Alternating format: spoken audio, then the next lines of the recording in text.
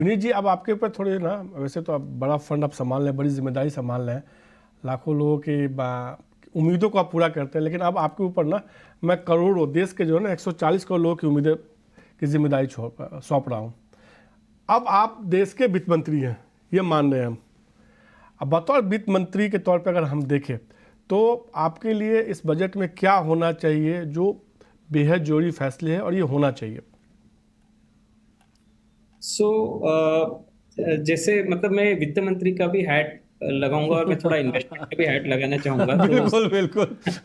एक बैलेंस जो है बनाए रखूं।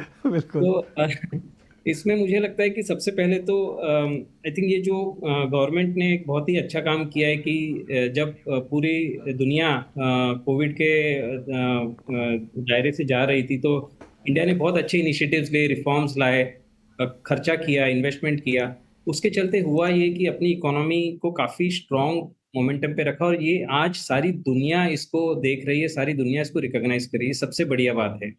तो और मुझे लगता है कि ये मोमेंटम बरकरार रहना चाहिए, बट गवर्नमेंट के पास आज के दिन में चैलेंज ये है कि उनको फिस्कल डेफिसिट भी कंट्रोल करना है और इन्वेस्टमेंट भी चलाते रहना है। तो मेरे हिसाब से ये बैलेंस बनाना जरूरी है। और हम इन्वेस्टमेंट की बात करें तो अगर यदि गवर्नमेंट 12 to 15% जैसी अगर ग्रोथ कैपिटल इन्वेस्टमेंट में यदि बजट कर लेती है, तो I think that will be a decent number to go with, which will give us good comfort.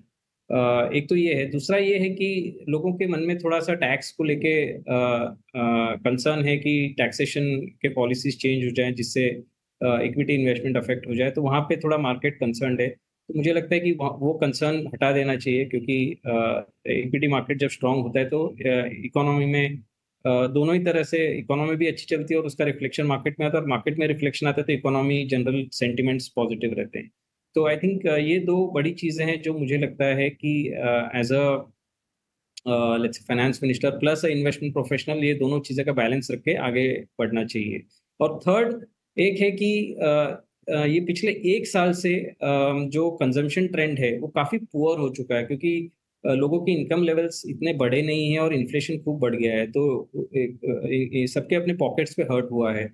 तो मुझे लगता है कुछ तो बेनिफिट कंजम्पशन ओरिएंटेड, या जो रूरल लेवल के कंज्यूमर्स हैं या bottom of the pyramid consumers है, उनके लिए मुझे लगता है कुछ स्पेसिफिक बेनिफिट्स होने चाहिए, जिसकी वजह से वो अपना कंजम्पशन फिर से रिवाइव कर पाए। क्योंकि अभी तो क्या है, केवल एक पलड़े पे गाड़ी चल रही है जो गवर्नमेंट केपेक्स है, बट दूसरा पलड़ा जो है जो काफी इंपॉर्टेंट है, वहां पे भी मुझे लगता है कि बेनिफिट आना चाहिए।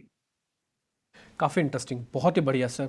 यही अब सब देखिए बैलेंस विनीत की जी ने ज़रूरत कितने होती है। शानदार, मतलब हिंदी में, एक पलड़ा ऐसा है तो दूसरे हाँ, पलड़ा में ऐसा होना चाहिए, मतलब हर आदमी, देश के हर आमजन को सब कुछ समझ में आ जाए। ऐसे थोड़ी कहते कि विनीत जी को सुनते रहे तो 3 घंटे तक हम 3 सुन